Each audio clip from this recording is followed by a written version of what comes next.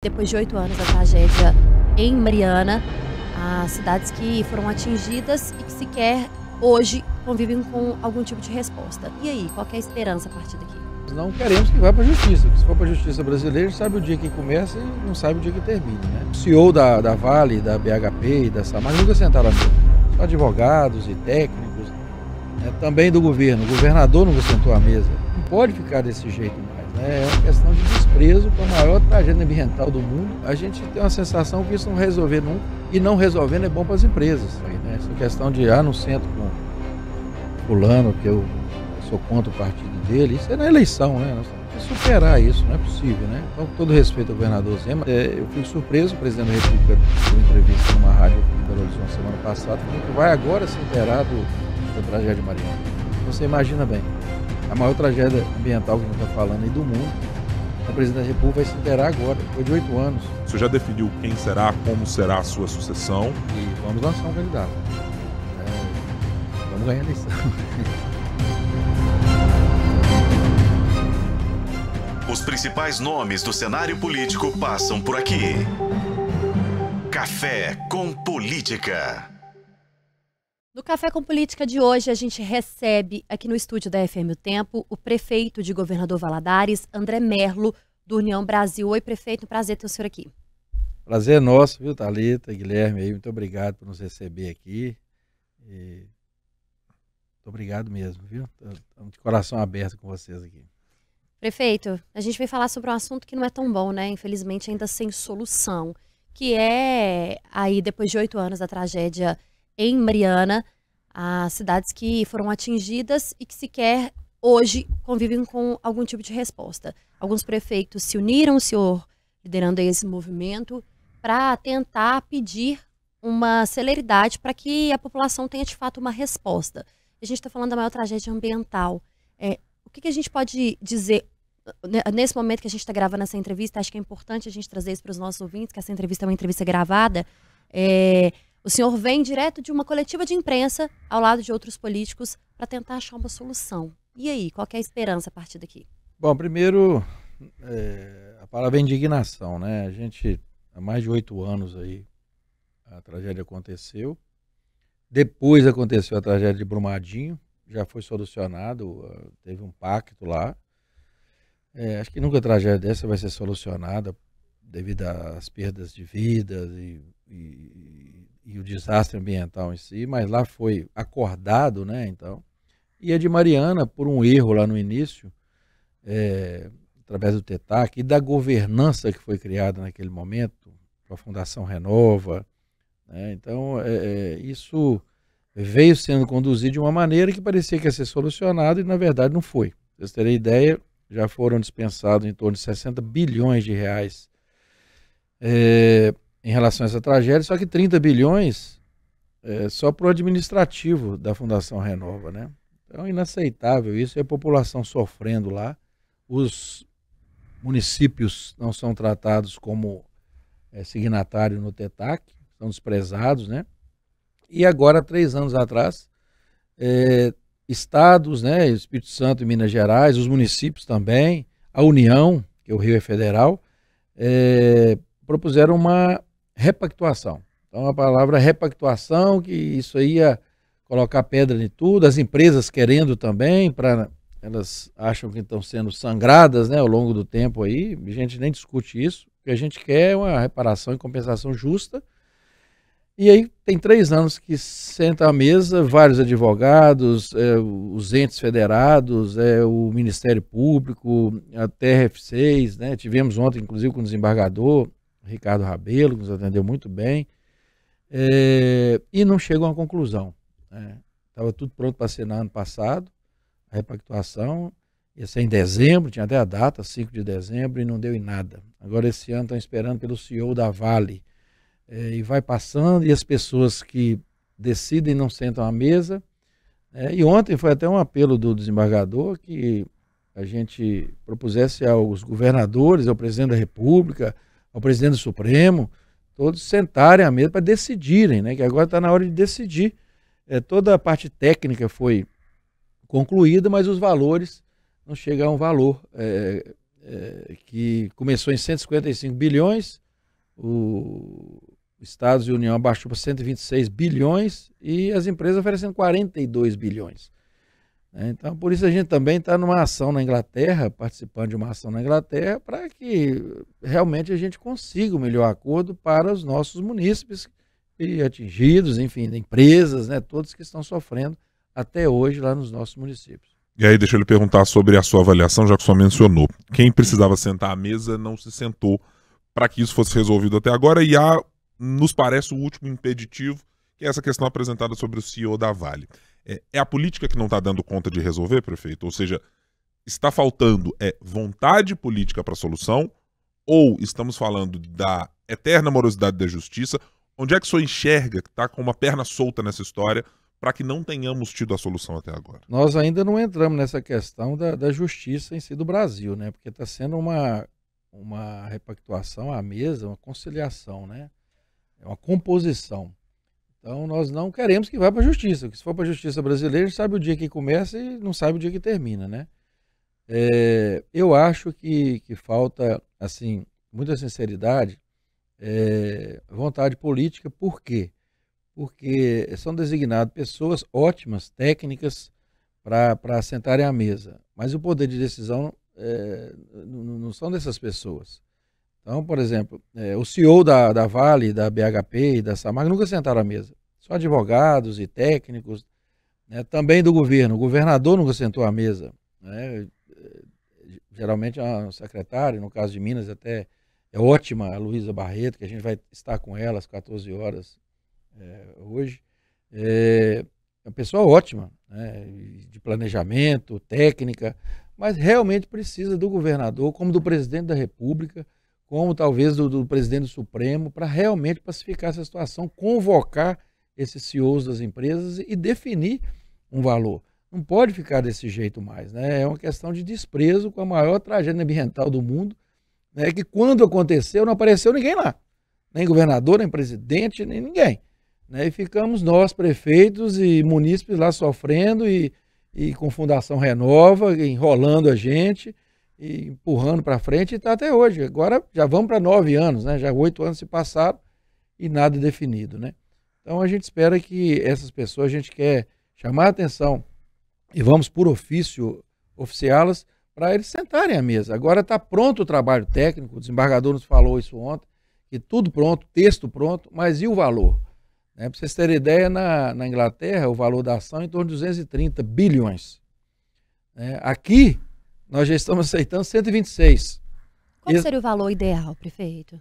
Eu acho que é em torno de 200, né? Principalmente se comparar com o Brumadinho, né? Mas tudo bem, então vamos falar, a gente aceita os 126. Eles estão oferecendo 42 para descontar o dinheiro velho ainda, que foi feito lá. Pra vocês terem ideia, a proposta nossa é em cima de 155 bilhões, que é uma ação impetrada pelo Ministério Público Federal, onde nós teríamos 11%, municípios, teriam 11% só desse valor. Isso aí daria o quê? Daria em torno de 15 bilhões. Na Inglaterra, o valor para os municípios, 44 bilhões. É mais do que eles ofereceram aqui. Então, a gente tem uma sensação que isso não vai resolver nunca, e não resolvendo é bom para as empresas, não é bom para a gente. Eles querem resolver também, querem, mas desse jeito. O tempo passando só beneficia as empresas. Eles ganharam 590 bilhões nos últimos 3 anos. E estão aí segurando recurso para indenizar, reparar, compensar a maior tragédia ambiental do mundo. Acho que eles sairiam, inclusive, por cima se destinasse esse recurso, né, nos valores que a gente está falando, que os entes federados aceitam, para até valorizar as próprias empresas, né, como compensadoras aí do maior crime ambiental, né, que teve no Brasil e no mundo. Então é muito triste isso, nós estamos indignados e vai passando o tempo, e aí a gente resolveu então fazer esse movimento dos prefeitos, o prefeito Beto é o presidente do Coridoce, que a gente também não é signatário no acordo, eu nunca vi isso, o município não é signatário, onde é que acontece tudo, né? Então o Estado de Minas, o Estado do Espírito Santo e a União são signatários, né? E nós não. Então nós não vamos aceitar qualquer acordo. Então está definido, Nós somos 51 prefeitos do Core Doce, que são os prefeitos da Calha e do Rio Doce, mas representando mais de 200 da bacia do Rio Doce. Uma outra coisa, esse recurso vai para a União, para os estados, e vai para onde esse recurso? Nós não aceitamos, ele tem que ser aplicado na bacia do Doce. Porque senão, agora já estou ouvindo falar aí que pode entrar até como moeda de troca da dívida do Estado. Nós não podemos aceitar isso. O que a tragédia tem a ver com a dívida do Estado? Eu quero lhe perguntar exatamente sobre a dívida do Estado, porque se encontra em alguma proporção, e me perdoe aqui os nossos ouvintes exatamente pela comparação, é que o que se alega também na discussão sobre a dívida é exatamente a falta de decisão política para que a discussão sobre a dívida de Minas seja feita. Lá há um componente técnico também a ser discutido. Mas fala-se da mesma natureza de, olha, o governador do estado não sentou para conversar com o presidente. O presidente até então não conversava com o governador. Precisou-se da intermediação do senador Rodrigo Pacheco e da bancada de deputados aqui da Assembleia de levarem esse assunto para uma outra esfera, de uma outra maneira a discussão. O senhor quer que seja necessário, também no caso da discussão de Mariana, a mesma situação? A mesma situação. É política. Nós precisamos de entender que quando a gente assume o cargo de prefeito, de governador, de presidente da República, nós temos que esquecer a política partidária e sentar na mesa. Nós temos que resolver as questões que estão aí, né? Essa questão de, não sento com o fulano, porque eu sou contra o partido dele, isso é na eleição, né? Nós temos que superar isso, não é possível, né? Então, com todo respeito ao governador Zé, mas acho que agora ele entendeu, vai sentar, talvez atrasado, mas em tempo ainda, tem que ser resolvido essas questões. E só resolve com diálogo. Não adianta implicar com atores políticos e não vai resolver. A questão da tragédia de Mariana é a mesma coisa. A gente espera que todo mundo sente à mesa e resolva as questões. Eu fico surpreso, o presidente da República deu uma entrevista numa rádio aqui em Belo Horizonte semana passada, falando que vai agora se inteirar da tragédia de Mariana. Então você imagina bem, a maior tragédia ambiental que a gente está falando aí do mundo, o presidente da República vai se inteirar agora, depois de 8 anos. Né? Depois de assessores, ministros e tantos outros virem a Minas no ano passado, dizendo que o acordo estava próximo, né? Mas, tudo bem, ele foi até humilde, né? Falou que não sabe nada dessa tragédia aí, né? Então precisa se inteirar rapidamente e resolver. Né? Então, segundo o desembargador Ricardo Rabelo, se não sentarem esses atores na mesa, não vai resolver. Vai ficar... Foram mais de 200 reuniões em 3 anos. 200 reuniões, não são 20 nem 2, são 200 reuniões. E está para não pactuar, não repactuar e ir para a justiça. Quem interessa ir para a justiça? Né? É quem está querendo protelar as coisas. Né? Então, nós não podemos aceitar isso. Então, viemos à imprensa e pedimos o apoio de vocês todos para informar a população e solicitar esses líderes que precisam atuar. Então deixa eu lhe perguntar também, para que a população consiga entender, para quem está distante da realidade do dia a dia do governador Valadares, como é que a tragédia ela se manifesta ainda no dia a dia do município e dos mais de 50 municípios que o senhor mencionou agora há pouco? Ainda há dificuldades relacionadas à agricultura, na atração de negócios, porque as empresas dizem, olha, não quero numa região que foi de alguma maneira atingida, eu não quero porque a população se modificou na cidade, aí tem reclamações em relação às empresas. Queria que o senhor pudesse pontuar para a gente um pouco como é que isso se manifesta no dia a dia, quase chegando a 9 anos da tragédia. Eu vou tocar só em um ponto, para ser bem objetivo. Valadares ainda hoje pega 100% da sua água para tratar no Rio Doce. Da tragédia para cá, deve ser a cidade que mais vende água mineral no mundo. Deve ser Valadares e Colatina. Porque não tem credibilidade, apesar de o tratamento ser correto, ser totalmente água tratada realmente, né, fiscalizada, tudo, mas a população culturalmente de lá para cá não quer beber água do Rio Doce. Né? Então você vê, só uma coisa pontual, a água, segurança hídrica. Né? Agora nós fomos incluídos na área da Sudene. Qual a empresa grande que vai numa dúvida dessa? Né? Então, a questão do desenvolvimento econômico e social também da região. No meio rural, onde foi atingido, a consequência até hoje, a questão da lama, que as empresas querem negar que a lama que está lá em Valadares não é a lama de Mariana, que já existia lá. Para vocês terem ideia, as enchentes em Governador Valadares, todo mundo sabe que de vez em quando acontece, mas era de 15 em 15 anos, 20 em 20 anos. Eu estou no 7º ano de mandato, agora entrando para o 8º. Nós tivemos 5 enchentes. coincidentemente de 2015 para cá. 5 enchentes. E antigamente a gente limpava a cidade com os carros-pipas, voltando a areia para o rio. Hoje são caminhões e caminhões de lama com minério. Nós entramos na justiça já e nunca fomos ressarcidos sobre isso. A gente gasta de 15 a 20 milhões para limpar a cidade, que antes gastava vamos falar assim. E ninguém compensa o município. Isso estou falando de Valadares, né? E os outros. Valadares é a maior cidade atingida. Então, assim, a repercussão é isso aí. Aí vai para o lado social, vai para a saúde, né? Muitas questões aí que até hoje repercutindo. Por isso a gente está lutando por essas reparações. Qual o aumento desses gastos, prefeito, que o senhor cita, né? Por exemplo, para lavar a cidade, para tentar manter a cidade limpa e evitar tragédias em épocas de chuva, né? Porque quando a gente fala de lama e minério, é claro que a prefeitura precisa e tenta limpar a cidade para evitar enchentes e tragédias, né? Que a situação piore na cidade. O que a prefeitura deixa de investir no social, na educação, na saúde? O que o prefeito precisou abrir mão, que gostaria de ter feito nesses anos de mandato, exatamente porque precisou aumentar aí 15 vezes o gasto com a limpeza da cidade depois da tragédia lá em Mariana? Por exemplo, Valadares hoje é imputado uma cidade que tem muito buraco. Buraco você precisa de dinheiro para tampar, para recuperar vias. Nós tivemos que desviar esse recurso esses anos aí. Né? E uma vergonha que a defesa civil, tanto do Estado como da União, mas principalmente da União, do Estado ainda ajuda com colchões, com cesta básica e tal. E a União vai lá, o coronel, não sei de onde, falar que vai ressarcir. De 15 milhões que nós apresentamos para eles quiseram enviar para Valadares 200 e poucos mil reais. Nós agradecemos. E ainda tinha dificuldade de aplicar esses 200 e poucos mil reais. Entendeu?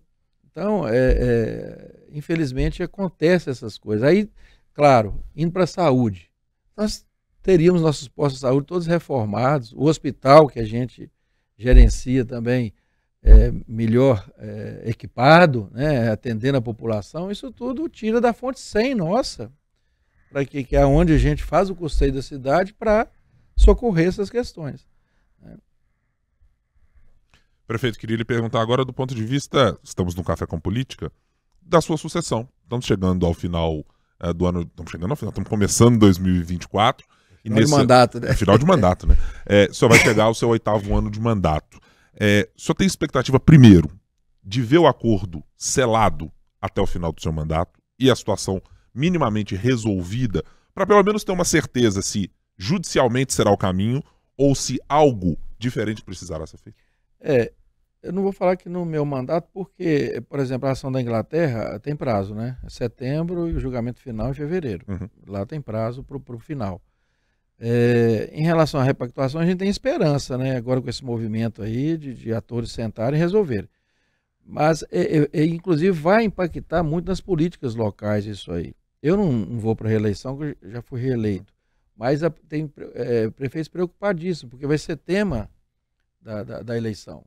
Se você desiste da ação da Inglaterra, o outro vai criticar o adversário e tal. Então, inclusive, é uma solicitação nossa que quando houver a repactuação, que se tenha um tempo para depois do pleito eleitoral decidir pela desistência ou não da ação da Inglaterra, essas questões aí para não ser tema político da campanha, né? Que certamente vai ser. Então, se qualquer coisa que quem está lá para reeleição ou outro adversário vai criticar ou vai ter esse oportunismo político aí, que é muito ruim, né? No caso de Valadares, a gente está assim, preocupado porque a gente precisa deixar pelo menos o legado. Uhum. Nós não vamos, a minha administração não vai pegar esse recurso aí. Mas não tem problema, fica lá, fica como legado para o município, né? Então tá ótimo. Se a gente conseguir, vai ser muito bom para a próxima administração, né? Então a gente vai trabalhar para isso. Agora, prefeito, para o senhor, na opinião do senhor, por que Brumadinho teve uma resolução mais rápida? Pois fiz essa pergunta ontem para o desembargador. Brumadinho não é um rio federal, o rio atingido não é um rio federal, como o Rio Doce é, né? E aí foi um acordo de uma empresa, não 3, uma empresa com um estado só, Minas Gerais. Então eles imputam isso a facilidade. Aí eu falei com ele, então podemos concluir que o governo federal está atrapalhando, porque o rio federal... Aí ele ficou assim meio desconcertado, né, e tal. Mas realmente, quando você coloca mais pessoas na mesa, complica-se mais ainda, né? Então nós temos 3 empresas, 2 estados, a União, né, para todo mundo opinar e aceitar ou não. Então realmente é mais complicado, mas é falta de foco. Aí podemos falar de foco político, né?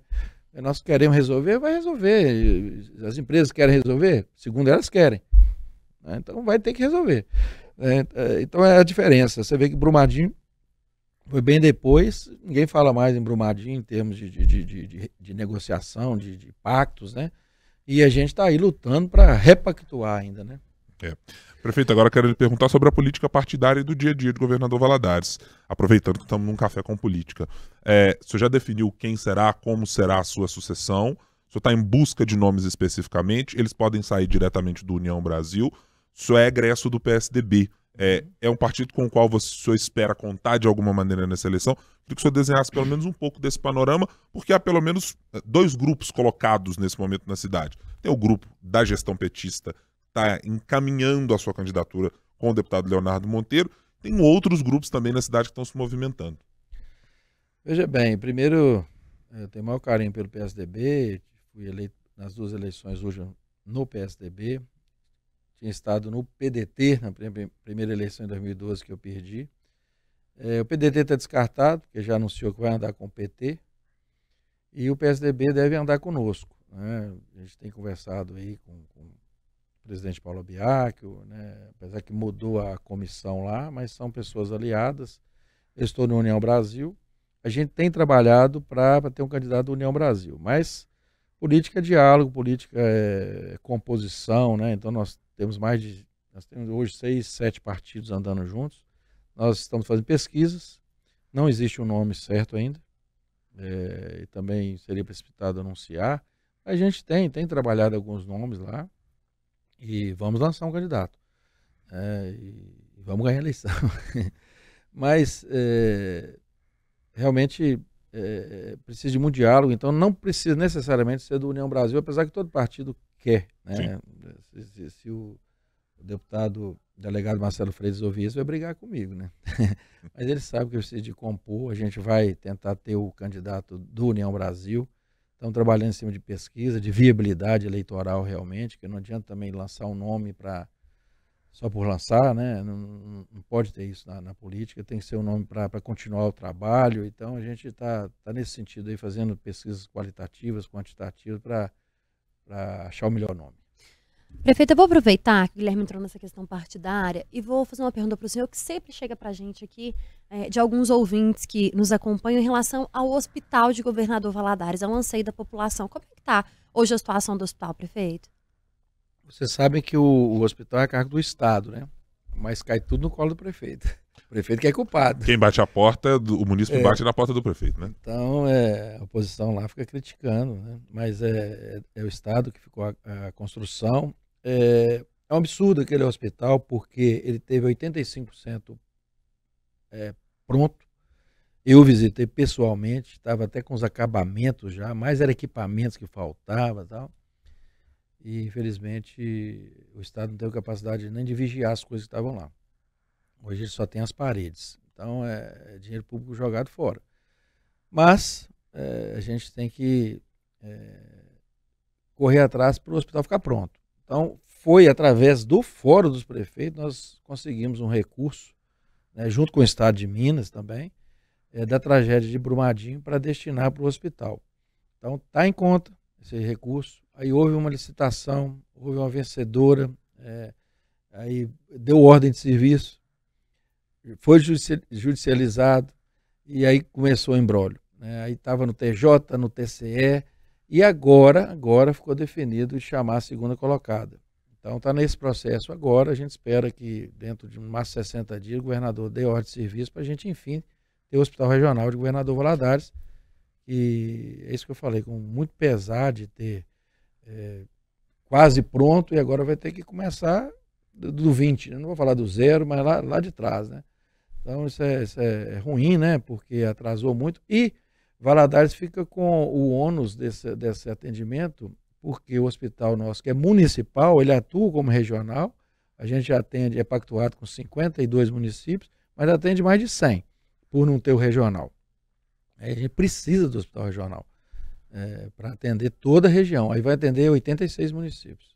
Como explicar, prefeito, um descaso, não sei se eu posso usar essa palavra aqui, mas por parte do governo de Minas, em um hospital que seria tão importante para a região, depois de um momento que a gente viveu da pandemia de Covid-19, por exemplo, e no momento atual que a gente vive de dengue, em que as cidades mineiras estão decretando estado de emergência, há uma preocupação a nível Brasil gigantesca com o que a gente vive hoje, né? A realidade está sendo muito cruel, está sendo comparada inclusive ao que foi vivido nos 3 anos de pandemia de Covid. Pois eu lembro que o último tijolo que foi colocado lá foi no governo Alberto Pinto Coelho.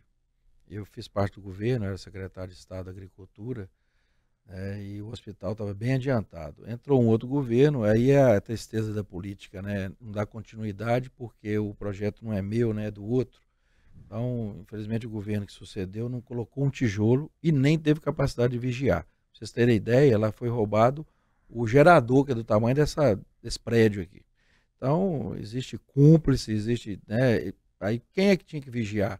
É o DR, não sei, era o Estado, né? E não teve isso. Aí assumiu o governador Romeu Zema, já estava desse jeito, ele foi lá, deu ordem de serviço, falei, governador, você sabe como é que está isso aqui? Aí andamos lá dentro, ele ficou admirado, e depois a empresa que foi vencedora, já na outra licitação, na primeira licitação do governo Zema, na hora que deparou com a situação real, não era o que estava no edital, aí desistiu. Entendeu? Porque no edital falava que estava faltando poucos % para acabar a obra. Na hora que foram ver a realidade, não tinha nada lá. Então, quer dizer, realmente desperdício de dinheiro público. Agora eu não estou aqui para falar quem é culpado, né? Mas o que nós precisamos de realmente retomar. Você vê, já está, o governador Zema está no 2º mandato, agora que deve. Então é muito, muito burocrático as coisas no Brasil, por isso que tem 7.000 obras paralisadas aí, né? Eu até reclamo muito isso. Como prefeito, acho que eu vou escrever um livro aí, ou então vou propor lei lá para mudar algumas burocracias aí, porque trava-se tanto, assim, já pensando que vai ter algum desvio, né, nos processos, mas o grande desvio é não entregar o equipamento para a população. Quer dizer, foi gastado primeiro 90 milhões, esse recurso foi embora, agora vai ter que gastar 150, faltava 30 na época, a gente ficava brigando por 30 para concluir. Entendeu? Vai ter que gastar 150, 200. Então, quer dizer, por quê? Muita burocracia, tudo vai ser judicializado, vai para o Tribunal de Contas, sabe? Tinha que ter mais autoridade quem é eleito pelo povo. Não, o que interessa é... Agora, se ele fez errado, ele vai pagar. Vai ser fiscalizado depois. Então, chegou um dinheiro para Valadares para construir uma ponte de 5 milhões, o prefeito, fazer a ponte para entregar para a população. Não, aí começa o processo. Aí a briga de empresa, não sei o que, a empresa quando acha que ela tem o direito de entregar. Nós estamos com várias obras paralisadas lá. Por causa do aeroporto de Valadares. Né? Começou a empresa, entregou a obra e deixou a gente... não, teve um desequilíbrio aqui do contrato, que não querem mais não. E aí, para você replanilhar aquele tudo para fazer, está lá parado até hoje, agora nós estamos em fase de devolver para a Infraero, lá, porque o aeroporto é federal. Né? Então é muita burocracia. Eu também não penalizo o governador, porque realmente nós temos uma questão legal aí das licitações muito complicada no Brasil. Isso precisa ser facilitado, sabe? Prefeito, muito obrigado por estar aqui conosco no nosso Café com Política. Esperamos que o senhor volte. Vamos torcer para que até o final do ano tenha uma solução para o acordo. A gente tem ouvido políticos aqui e acolá tratarem dele, mas nunca na necessidade real que o senhor apresentou aqui para a gente. Muito obrigado a vocês aí pela oportunidade e vamos torcer e Deus ilumine a cabeça dos políticos aí para realmente a gente estar resolvendo essa questão, porque é muito sofrimento lá para a população, né? Não só de Valadares, mas de toda a bacia do Rio Doce. Eu acho que a gente, felizmente a tragédia também traz oportunidade. A gente tem uma grande oportunidade aí para ter uma das bacias mais revitalizadas do mundo também, se for bem aplicado o recurso, e um recurso condizente com a necessidade, né, que tem para recompor a bacia. Aí. Muito obrigado a vocês aí, espero voltar em breve conversar com vocês. O espaço está aberto, prefeito. Ótimo dia. Obrigado.